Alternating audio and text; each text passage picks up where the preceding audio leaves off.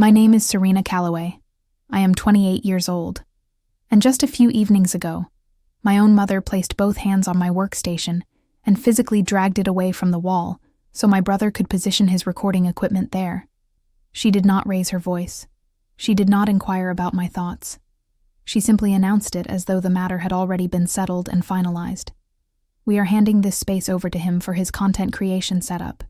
You can do your work downstairs in the cellar.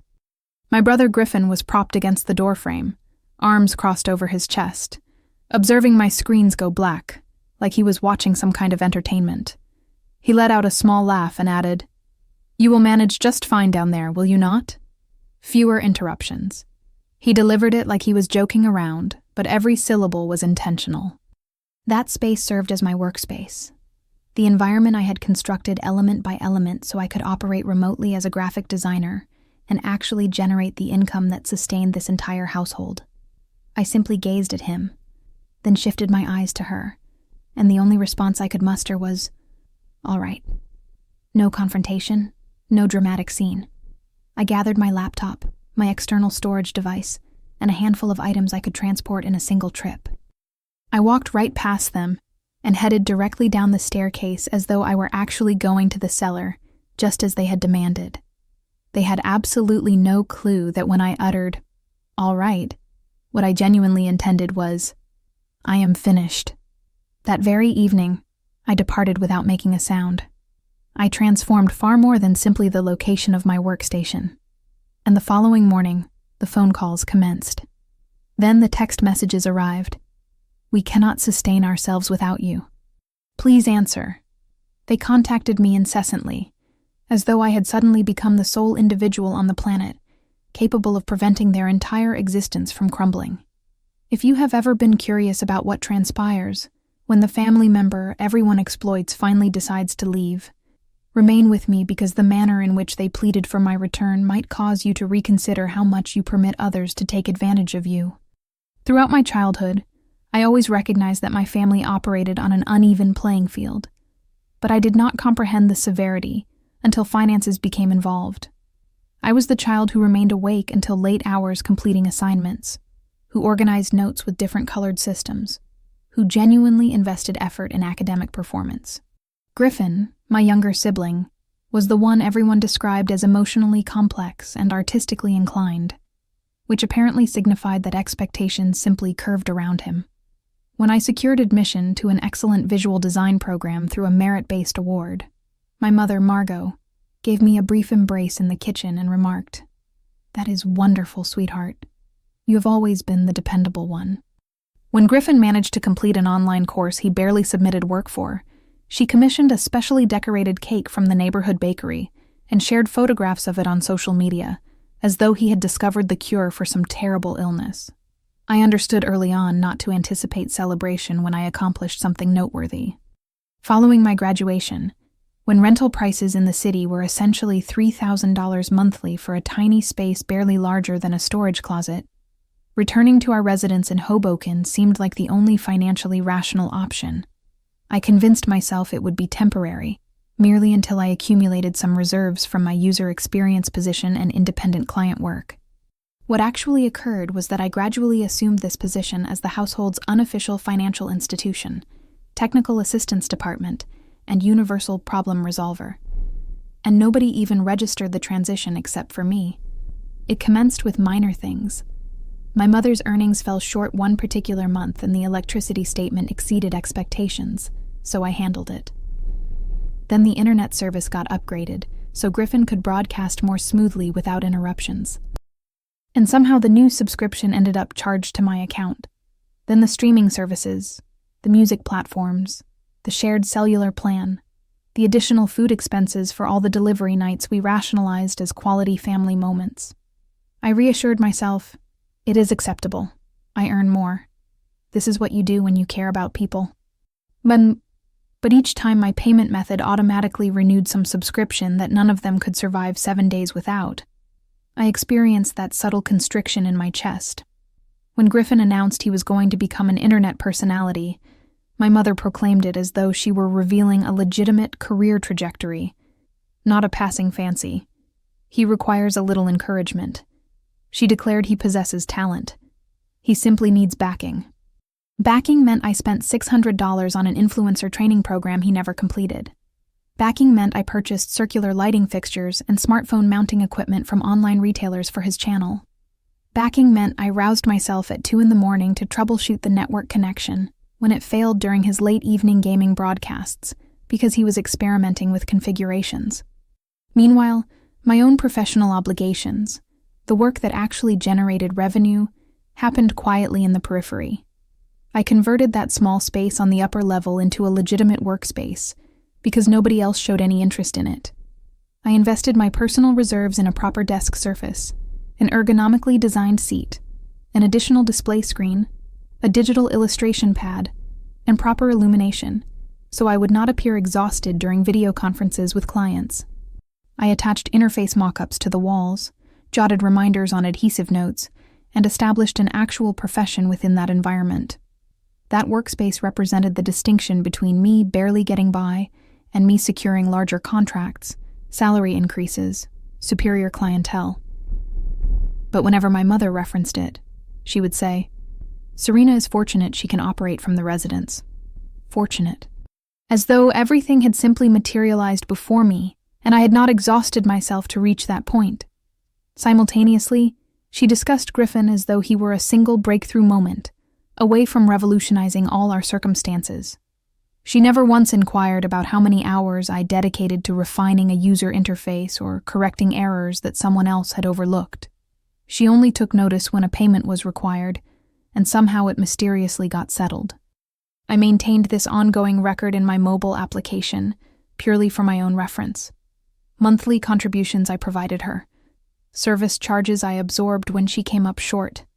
Subscriptions I had forgotten I registered for because everybody utilized them. Food supplies, delivery orders, car services for her when she preferred not to use public transit, car services for Griffin when he had some poorly conceived employment meeting he never actually attended. Each time I refreshed that record, the figure at the bottom grew more disturbing. My mother continued characterizing it as relatives supporting relatives. I began characterizing it as me, silently hemorrhaging funds so they could maintain the illusion that everything was functioning properly. The most painful aspect was that they genuinely believed they were the ones experiencing the greatest hardship. Griffin would exhale dramatically about the challenges of establishing himself as a creator. While occupying the space, I financed the heating for and browsing through athletic footwear he desired. My mother would voice concerns about increasing costs, and I would restrain myself instead of highlighting that my identity was attached to half the accounts that maintained her comfortable existence. I recognized logically that I had permitted this to accumulate. I agreed too frequently. I intervened before they ever had to experience the repercussions of their own decisions. I softened every rough edge, and because I persisted in doing so, they presumed I perpetually would. That was the established pattern. That was the predetermined narrative. Serena will manage it. Serena will finance it. Serena will resolve it. I simply never anticipated they would expel me from the very space that made all of that achievable. The evening my mother displaced me from my own workspace, something within me finally ceased fabricating justifications for them and commenced posing the single inquiry I had evaded for years. What would genuinely occur if I did not manage it this time? That inquiry refused to release me. It accompanied me into the shower, into my sleep, into the silent intervals between video calls when my camera was deactivated and my pleasant expression dissolved. What would transpire if I did not resolve it this time?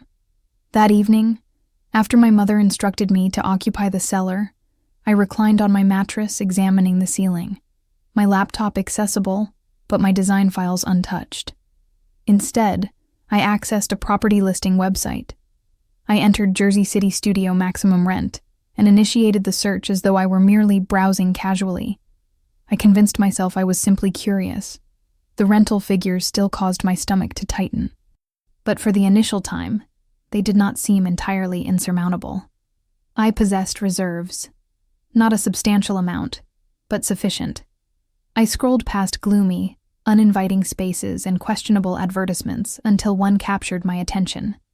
A compact studio in a tranquil section of Jersey City, featuring a generous window overlooking the avenue, an adequate wall area for a desk and storage units. The photographs displayed natural light on wooden flooring and a modest kitchen with pale cabinetry. It was nothing extraordinary, but as I navigated through the images, I could already envision where my display would be positioned, where I would attach my interface sketches, where I would place a houseplant and pretend I was the type of individual who recalled to hydrate it. I verified the cost 3 times. $2,200 monthly. Substantial, but not inconceivable. When I calculated what I earned and what I would cease depleting on everyone else, I examined the sum in my mobile application, the one documenting what I had invested into this household, and recognized that within a single year, I had already contributed the equivalent of several months of that studio, yet possessed nothing to demonstrate for it that actually belonged to me. The subsequent morning, I informed my mother I had an early appointment at a client location in Jersey City. Technically, it was not a falsehood. Someone there was about to determine my trajectory.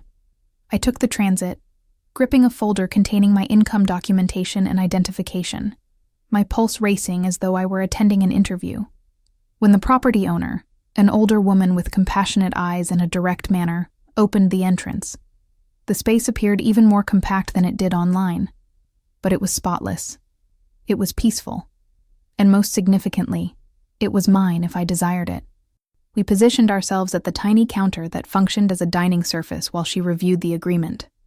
"You operate from your residence?" she inquired. I confirmed with a nod. "User experience designer. I simply require reliable internet and a location to position a workstation." She nodded as though that was reasonable. "We do not permit gatherings," she stated. "No excessive noise, no complications." I nearly chuckled. That is precisely what I am attempting to escape from. When she presented the agreement, my hand trembled momentarily.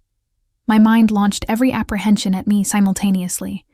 What if your professional opportunities diminish? What if this is irresponsible? What if your relatives resent you? Then another consideration penetrated all of that. They already conduct themselves as though you owe them your entire existence, and they still did not hesitate to displace you. I signed. I transferred the initial month and the security payment. $6,600 vanishing from my account with a single action. It was uncomfortable, but it also felt purifying. This was not equivalent to depositing funds into an endless void of obligations and rationalizations. This was constructing something for myself.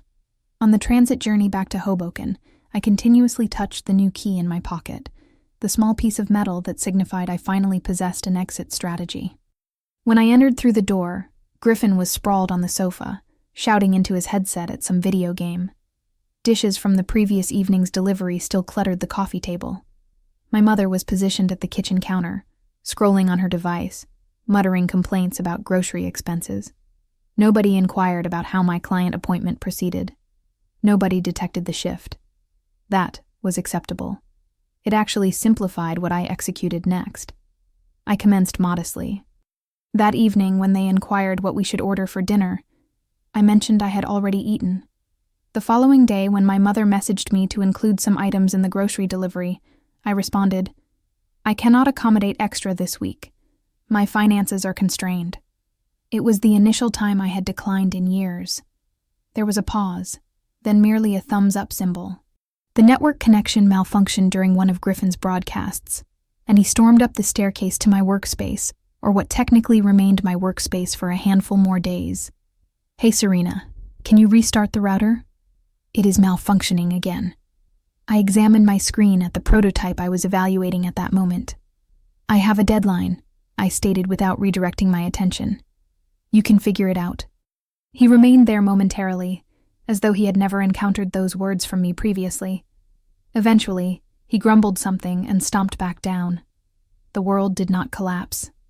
A couple of evenings later, when my mother mentioned requiring a car service for an early shift because she preferred not to deal with public transportation, I informed her I could not charge it to my account this time. Perhaps request Griffin, or utilize the train. She directed a look at me as though I had just communicated in an unfamiliar language. "Are you feeling well?" she inquired. "You consistently assist." I manufactured a smile. "I am simply attempting to be more prudent with my finances." It sounded so casual vocalized, but internally it felt like destroying an antiquated script. Every refusal I expressed made it slightly easier to express the subsequent one. Behind the scenes, I commenced relocating portions of my existence out of that residence. The initial item that departed was my external storage device containing all my client materials, then my sketch journals, my preferred drawing instruments, a collection of garments I could accommodate in a travel bag. I explained I was organizing, transporting items to a storage facility, leaving belongings at a friend's residence. None of it was technically untrue. The storage facility simply happened to be my new studio apartment. I would conclude my final meeting of the day, close my laptop, and then slide it into my backpack instead of leaving it on the desk surface. I removed my display screen one weekend under the pretense that it was malfunctioning, and I wanted to have it examined. Incrementally, my workspace became less my environment and more simply a room. They were too preoccupied with Griffin's next concept for his channel and my mother's extended work schedule to observe how vacant the shelving was becoming. At night, after they retired, I would make quiet journeys to Jersey City, transporting containers down the staircase, one load at a time, so the aged steps would not produce excessive sound. Every time I unlocked that new entrance and stepped into the silent studio, I felt my breathing expand somewhat. I would set a container down, survey the bare walls and the resonance of my footsteps, and contemplate. This is where I ceased being the individual who resolves everything for everyone else primarily. I had not informed them I was departing yet. I desired my exit prepared before I uttered the words. If my mother could determine I no longer possessed entitlement to the space that financed their existence in a single conversation at the dinner table, then I could determine in silence that I was finished financing it. By the time they officially converted my former workspace into Griffin's studio with his inexpensive circular lighting and footwear containers stacked in the corner, almost everything that held significance to me had already departed. What they were genuinely displacing was not merely a desk. It was the final piece of influence they possessed without even recognizing it. It all genuinely fractured a couple of weeks subsequently. By then, most of my important belongings were already in Jersey City, but I was still sleeping in my former bedroom, still maintaining the pretense that nothing had changed. One Saturday afternoon, I returned from obtaining a beverage and noticed something felt unusual when I walked past the entrance of what used to be my workspace. The room was accessible, illumination streaming in, Griffin's voice drifting out as he conversed with his phone, experimenting with perspectives. I stepped inside, and my eyes went directly to the empty location where my ergonomically designed seat used to be. The inexpensive folding chair from the cellar was positioned there instead, wobbling beneath Griffin as he adjusted his camera mount. My stomach plummeted. "Hey, where is my seat?" I inquired, even though I already understood I was not going to appreciate the response. Griffin barely glanced backward. "Mother sold it," he stated. "We required the funds for my microphone." The words impacted harder than I anticipated.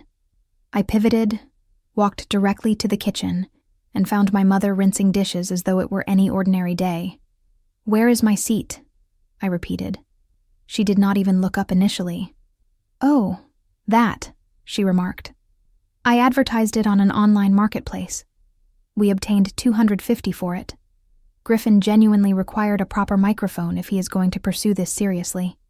We will acquire you something else for the cellar. Your previous one was excessive anyway." I simply stared at her. That seat was not some arbitrary piece of furniture. I purchased that with my performance bonus when my team launched a significant feature. I selected it after weeks of spinal discomfort, sitting in it on the showroom surface while envisioning myself finally working like a genuine professional instead of hunched over a kitchen surface. "You sold it," I articulated slowly, without consulting me. She shrugged, finally meeting my eyes with this irritating combination of confusion and annoyance, as though I were the unreasonable one. "Serena, it is merely a seat. We share possessions in this household. We required funds. Griffin required equipment. You can sit on virtually anything and work. You are young. You will be fine." Something within me became very, very silent in that instant. For years, I had attempted to articulate my perspective, to validate my expenditures, to gently remind them what I contributed. It never registered. But standing there listening to my mother discuss a seat I purchased with my own earnings as though it were simply communal property she could liquidate for Griffin's next hobby acquisition, I realized conversation was concluded. You did not share it, I stated. You sold it, and you did not require funds. You required my funds again. Her jaw tightened. Do not commence, Serena, she cautioned. We are all experiencing pressure currently. You understand how costly everything is, and Griffin is attempting to construct something. He requires backing. There it was again. That term. Backing. Always flowing one direction. I nodded slowly. You are correct, I stated. Everything is costly. That is why some of us have been contributing more than our portion for years. Her eyes narrowed. What is that supposed to signify? I walked over to the counter, grabbed my phone, and accessed the application I had been updating for months. I scrolled, turned the screen toward her. This is what I signify. Rent, utilities, groceries, subscriptions, car services, Griffin's training program, his equipment, half the items you do not even recall requesting me to cover. I observed her eyes dart across the figures, her mouth pressing into a thin line. That cannot be accurate, she uttered weakly. That is exaggerated. The totals are unreasonable. Circumstances were difficult, but not that difficult. I tapped the screen. Screenshots, banking statements, receipts. It is all documented. You can examine every line if you desire. Griffin wandered into the doorway midway through this exchange, a game controller still in his hand. What is occurring? He inquired. Is this regarding the seat? Mother, I informed you she would overreact. She is so theatrical about everything. I turned toward him. You believe I'm being theatrical? You sold my seat so you could purchase a microphone for your social media videos. A microphone I am certain you anticipate me to help finance when something malfunctions with the order. He rolled his eyes. Calm down. It is not that significant. We are relatives. We share. That workspace was merely a room. You behave as though you constructed a medical facility in there. A laugh escaped me. Sharp and humorless. You are correct, I stated. It was merely a room. A room where I worked the position that has been sustaining this family afloat while you pretend to be an influencer, and Mother acts as though we can afford everything because magical funds materialize every month. My mother stepped in quickly, her voice rising. That is sufficient, Serena. You are being disrespectful. We are all simply doing our best. Griffin is attempting to discover his direction. You have always been the responsible one. You can manage more. That is simply how it is. There it was. The script. You can manage more. Translation. You will manage more because we prefer not to. I felt my expression go cold. No, I stated. That is how it used to be. She frowned. What are you discussing? I slipped my phone into my pocket, suddenly finished with this entire conversation. I am discussing the fact that I am relocating this weekend. The room went completely motionless. For a moment I considered perhaps they had not heard me. Then my mother laughed. A brief disbelieving sound. Do not be absurd. You cannot simply relocate. Where would you even go? You understand how costly rent is. You are not thinking clearly. Griffin snorted. Certainly you are, he muttered. You are upset about a seat in a room, so you are going to flee and make everything worse. I looked between them, feeling strangely composed. You displaced me from my workspace without a second consideration, I stated. You sold my furniture without inquiring. You took my funds, my time, my energy as though it were owed. And you never once paused to consider what would occur if I ceased providing it. I have somewhere to go. I have a lease. I relocated my mattress and the remainder of my belongings on Saturday. My mother's expression went through disbelief, anger, and something that appeared almost like fear. You cannot do this to us, she uttered quietly. We require you here. You assist with everything. You understand we depend on you. I nodded. I understand. That is why I am doing it, because as long as I am here, nothing changes. Griffin scoffed. You are merely attempting to punish us. You will return. You always do. Perhaps that had been accurate in the past. Not this time. I walked past them, went up to my bedroom, and closed the door before they could utter anything else. I sat on the edge of my mattress, opened my phone, and pulled up the moving truck application. My thumb hovered over the screen for half a moment. Then I selected the date, the time, the vehicle size I required. When the confirmation arrived, I felt this strange mixture of terror and relief wash over me. Downstairs, I could hear my mother and Griffin arguing in subdued voices, the words muffled by the floorboards. For once, I did not strain to make them out. They had made their decision the moment they chose his circular lighting over my seat, his studio over my workspace. I was simply finally making mine. Saturday arrived faster than I anticipated. All week, my mother acted as though my announcement had been a heat-of-the-moment outburst.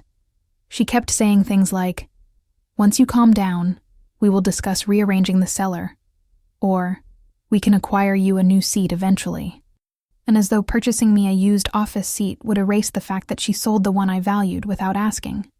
Griffin mostly avoided me, except for a few passive-aggressive comments about how I was really going to disadvantage everyone because I got emotional about furniture. I did not explain myself again. I simply worked, packed, and watched the clock. On Saturday morning, the moving truck pulled up in front of the residence right on schedule, the bright logo vivid against our block of aged brick facades. I stood on the sidewalk for a moment with the keys in my hand, feeling neighbors observe through their window coverings. My mother opened the door with this brittle smile, as though she still believed she could talk me out of it if she simply said the correct thing. "You really went and rented a truck," she stated. "You are being so extreme. You have no idea how challenging life is out there." I carried the first container right past her without responding. My mattress, my dresser drawers, the last of my garments, the inexpensive lamp I actually appreciated, the items I had intentionally left behind so that they would notice when they disappeared. The entire time the residence felt oddly quiet. No music from Griffin's speakers, no television, just the sound of my footsteps and the scrape of furniture on wood. At some point, I went into the kitchen and took a sheet of paper from the drawer. Sitting at the table where we had eaten 100 delivery dinners I financed, I wrote at the top in large letters, "What Serena has paid for in the last 12 months. Then I started listing. Rent. I handed my mother each month with the exact dollar amount. Electricity and gas I covered when she came up short. Phone plan, streaming services, all the little subscriptions everyone used without thinking. Groceries and delivery orders. Griffin's $600 creator training program. The circular lighting, the camera mounts, the must-have accessories. Car services for my mother when she did not feel safe taking public transit at night. For Griffin when he had job interviews or networking events he never followed through on. Next to each category, I wrote the total for the year, then drew a line at the bottom and added them up. 18,600 and change. I stared at that number for a long moment. That was almost an entire year of rent at my new place. I grabbed a magnet and placed the paper onto the front of the refrigerator where nobody could miss it. My mother walked in just as I stepped back. "What is this?" she asked, reaching for it. I moved faster and flattened my hand over the paper. "You can read it," I stated. "You simply cannot remove it." Griffin wandered in behind her, barefoot, yawning as though it were any other Saturday. His eyes flicked to the truck outside, and then to the paper. My mother's expression went pale as she scanned the figures. "This is exaggerated," she muttered. "You are making it sound worse than it is. Nobody requested you to do all this." I laughed under my breath. "You did not have to request. Every time you said, 'I am a little short this month,' or, 'Can you just put it on your card and I will pay you back?' that was you requesting. You simply never followed through on the second part." Griffin frowned when he saw his name. "You did not have to write my items on there," he stated. "You are attempting to embarrass me." I shook my head. "No, I am attempting to be clear. You both keep telling yourselves we are all struggling the same way. You are not." I put the pen down and looked at both of them. "This is the final month I will ever contribute to this household." My mother opened her mouth as though she had something sharp to throw back, but nothing came out. Griffin just looked angry and uncomfortable, which honestly was the first time I had seen him feel anything besides entitlement in a while. I loaded the last container, then went upstairs one final time to check that I had not forgotten anything that mattered. My former bedroom looked strangely bare. The bed frame and a few random items would stay. I left them on purpose. I wanted there to be empty space where my life used to be. When I carried my pillow down the stairs, my mother was standing by the door, clutching the edge as though she needed it to stay upright. "Serena, please," she uttered quietly. "Just think about this. We require you here. We cannot afford for you to just walk away."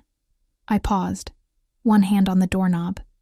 "You should have considered what you could and could not afford before you displaced me from the room that financed all of this," I stated. "I am not doing this to hurt you. I am doing this because staying here is destroying me." She shook her head, eyes glossy. "You are being theatrical. You will be back. You always come back." "Perhaps," I stated. "But if I do, it will not be as your income source." I stepped out, closed the door behind me, and climbed into the driver's seat of the moving truck. As I pulled away from the curb, I saw them in the side mirror standing on the front steps. My mother had her arms wrapped around herself, and Griffin kept glancing from the truck to the paper on the refrigerator through the kitchen window. For a moment, guilt twisted in my chest as it always did. Then I pictured my new studio, the sunlight on the floor, the key in my pocket, and I kept driving. That evening, I unpacked as much as my exhausted arms would allow, made an inexpensive dinner in my small kitchen, and sat on the floor among half-opened containers. My phone buzzed a few times with messages from friends, a notification from my bank about the moving truck charge, nothing from my relatives. The silence was almost eerie, but it also felt like proof that I was finally on my own. I went to sleep on a mattress on the floor, exhausted, but lighter than I had felt in years. The subsequent morning, I woke up to my phone vibrating so hard it nearly slid off the nightstand. The lock screen was a wall of missed calls from my mother and Griffin, and a dozen notifications stacked on top of each other. For a moment, my old instincts kicked in. Something must be wrong. Someone must be hurt. I grabbed the phone and tapped into the messages. The first text from my mother was simple. "Call me. Then, you changed the passwords. We cannot log into anything. The internet bill is due and it is higher than I thought. Please fix this. Then, we cannot afford this without you. Please answer your phone." Griffin's messages were more frantic and less polite. "The network is down. I cannot broadcast. Did you disable it on purpose?" Then, "Seriously, Serena, none of this is amusing. Mother is panicking. We cannot pay all these bills without you." My phone started ringing again, my mother's name flashing on the screen. It buzzed and buzzed, the vibration filling the small studio. I sat there in the quiet, staring at her name, at Griffin's texts stacked underneath.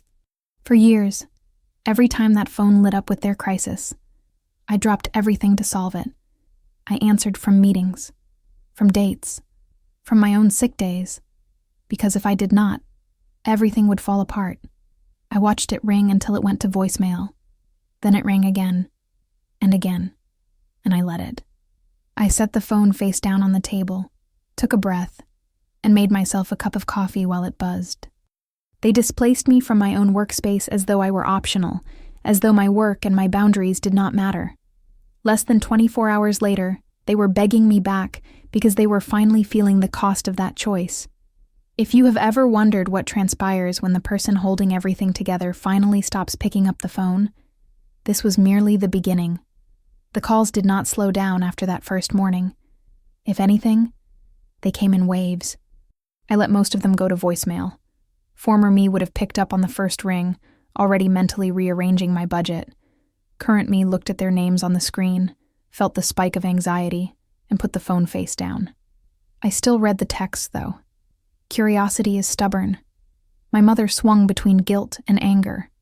One minute it was, "I cannot believe you would do this to your own family." And the next it was, "I am sorry. I am just overwhelmed. Please call me. I do not know how we are going to make it." Griffin's messages were a mixture of complaining and entitlement. "You really disabled the network. Seriously, you ruined my broadcast." Followed by, "At least fix the account so we can downgrade." I drank my coffee, logged into work, and let their emergencies remain theirs.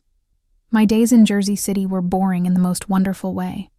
I woke up, made breakfast in silence, worked through my design tasks, took a walk when I needed air, cooked simple dinners, and went to sleep without anyone asking for my card number at 11:30 at night.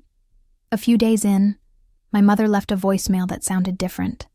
Her voice was small, not sharp. "Serena, I know you are angry," she stated. "I know you think we do not appreciate everything you did. Maybe you are right. But the gas company is threatening to shut off, and I did not realize how much was in your name. We are behind. I do not know what to do. It is getting cold. Please." I felt that familiar tug in my chest, but I did not call back right away. For the first time, I let them sit with the mess. The weather responded before I did. The temperature dropped hard. A couple of nights later, my phone lit up again, and something in me indicated, "Pick up." I answered on the third ring. My mother's voice came through fast, almost frantic. "The heat is out," she stated. "The furnace stopped working. It is freezing in here.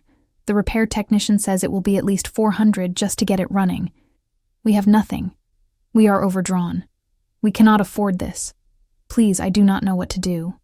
Former me would have already been on my banking application typing in my password. I took a breath instead. "Did you call the gas company to set up a payment plan?" I inquired. She hesitated. "No, you always handle those things." "Exactly." I stared at the wall. "Mother, I am not moving back there," I stated.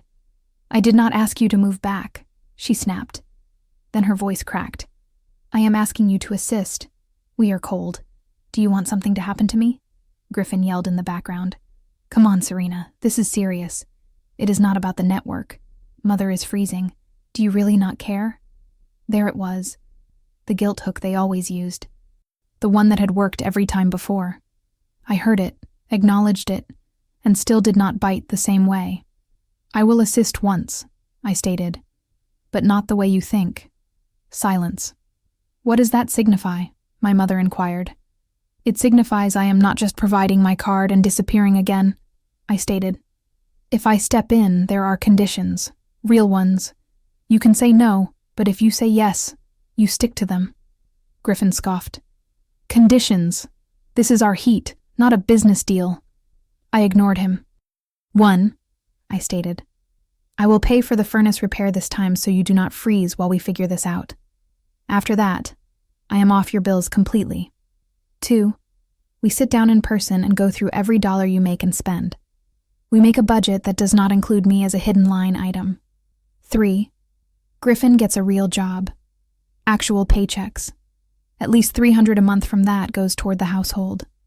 And 4, you both stop treating me like 24/7 technical support and bailout. If you want advice, ask. But I'm not your automatic solution anymore." My mother was quiet for a long moment. "So you are basically asking us to live without you," she finally stated. "No," I stated. "I am asking you to live like I am your daughter, not your bank. You can say no, but if you do, you will figure out the heat without me." More muffled arguing on their end. When she came back, she sounded tired. "Fine," she stated. "Just please get the heat fixed." I called the repair company myself, paid the deposit with my card, and set the appointment. It still stung to watch the money leave my account, but at least this time it was part of an actual boundary, not another invisible sacrifice. The subsequent evening, I went back to the residence for the first time since I departed.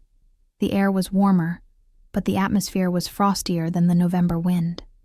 My mother sat at the kitchen table with a pile of unopened bills. Griffin hovered by the counter, arms crossed, as though he was ready to bolt. I opened my laptop and pulled up a blank spreadsheet.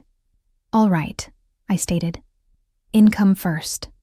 My mother bristled as though I had just requested her social security number, but she started talking. Hours, pay rate, average tips. I typed it all in. Then we listed out the actual bills. Mortgage, utilities, phone, internet, minimum payments, subscriptions. Anytime we hit something that used to be in my name, I flagged it. Formerly me. Not anymore. When it was Griffin's turn, he shrugged. "I do not really have anything," he stated. "I am just trying to grow my channel." "That is not an income," I stated. "That is a hobby right now. This is what you are spending. This is what is coming in. The mathematics does not care about your channel. If out is bigger than in, something changes. Either you earn more, or things go." My mother looked between the columns, and I could see it landing in a way it never had when I was just covering everything. "I can pick up another shift," she murmured. "Maybe work weekends." She turned to Griffin. "You can at least get a part-time job. You are on your phone all day anyway. Go sell something." He opened his mouth to argue, then closed it. I think the memory of shivering in his own residence did more than any lecture I could have given. I emailed them the spreadsheet and shut my laptop. "The heat is taken care of," I stated. "This is on you now." My mother's eyes were shiny. "So, you really are finished," she stated. "You just walk away." I shook my head. "I am not walking away from you," I stated. "I am walking away from being your safety net. I will still come for dinner. I will answer the phone when I can. But I am not going back to the way things were." On my way out, I glanced at the refrigerator. The paper with my list of what I had paid for was still there, edges curled, but nobody had removed it. They had to look at it every time they grabbed milk. That felt like its own kind of progress. When I stepped outside and pulled the door closed behind me, the residence behind me finally felt like what it was. Their home, their responsibility, their problem to solve. For the first time, I walked away knowing that if everything fell apart in there, it would not automatically be my job to rebuild it. 6 months later, my life in that residence looked nothing like they did the evening my mother displaced me from my workspace. In Jersey City, my studio finally felt like home. I purchased an inexpensive rug, hung a couple of prints I designed myself, and set my desk right by the window so I could watch the street while I worked. My days were still full of deadlines and revisions, but my stress shifted from, "Will my family implode if I do not fix this?" to, "How can I make this interface cleaner?" which is the kind of stress I actually get compensated for. I picked up a couple of bigger clients, started saying no to the ones that treated me like a vending machine, and instead of using every bonus to plug some new hole at home, I bought myself things that had no purpose except that they made my life nicer. A better mattress, a yoga class membership, noise-canceling headphones that were just for me. I still saw my relatives, but now it happened on my terms. The first time I went back for dinner after the heat situation, the residence felt strange, like it was learning to stand on new legs. The thermostat was set lower than my mother used to prefer. There were fewer takeout containers, and the television was off when I walked in. My mother had dark circles under her eyes, but there was something steadier in the way she moved. Halfway through eating, she slid an envelope across the table to me without looking up. When I opened it, there was a folded check inside for $100. "It is not much," she stated quickly, "but it is the first payment for what we owe you." My throat got tight. I did not need the money back. Not really.